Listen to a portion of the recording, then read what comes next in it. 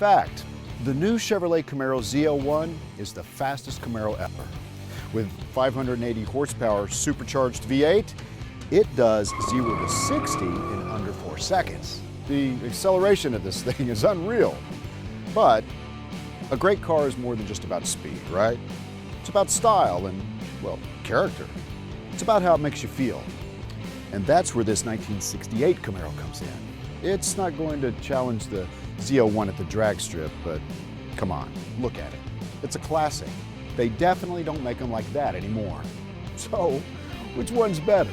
The new faster Camaro or the one with a few miles on the clock? Tell you what, well, let's take them for a spin and find out. Inside the 68 Camaro, it's clear how far we've come. You've got 3 sliders for the climate control, and the dash slants away from the driver, not toward him. Pretty basic stuff. But at the same time, there are some nice touches here that show the Camaro was a very special car. Check out the deeply hooded gauges, which you'll see imitated in the newer model. And you gotta love the cursive Camaro on the glove box. Not even the new one's got that.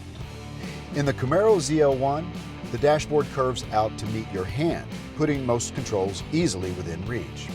The standard 7-inch touchscreen with smartphone integration gives you the technology of a luxury car.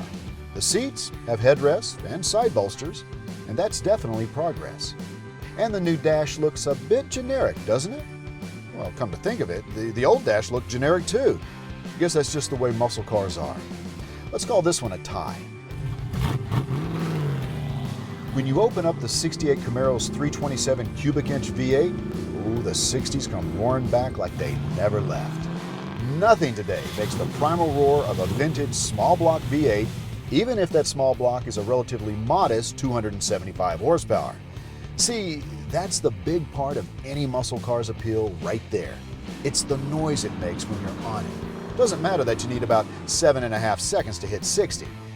Depends on your priorities, but let's face it, a little dose of that sweet noise can go a long way. The ZL1, on the other hand, is a rocket ship. It's so fast, we're not even sure it should be legal. Thanks to 376 cubic inches, a supercharger, and a few decades of progress, the ZL1's V8 makes more than twice the power of the old 327. It's like having your own personal teleporter. Anytime you want to get away, just squeeze the gas and you're gone. And it sounds darn good too. Advantage, new guy. We got to talk about styling before we're done, and not to spoil the surprise, but this one's going the other way. The first generation Camaro is a real icon of automotive design. From its beautifully blunt nose to those gorgeous hips running from the driver door all the way to the tail. It's one of the prettiest things Chevy ever made.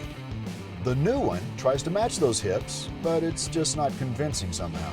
And the partially concealed headlights, well, they aren't as cool as the big round ones on the original. Don't get us wrong, the new car's a head-turner, but the 68 Camaro is a classic for a reason. Therefore, advantage, old guy. And then there's price.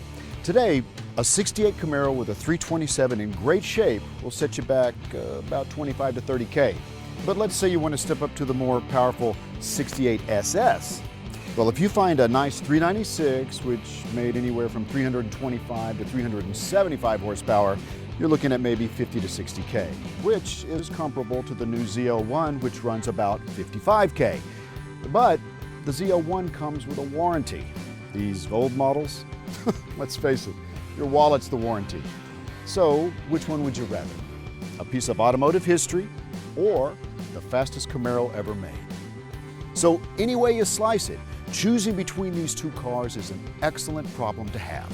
A problem we would love solving.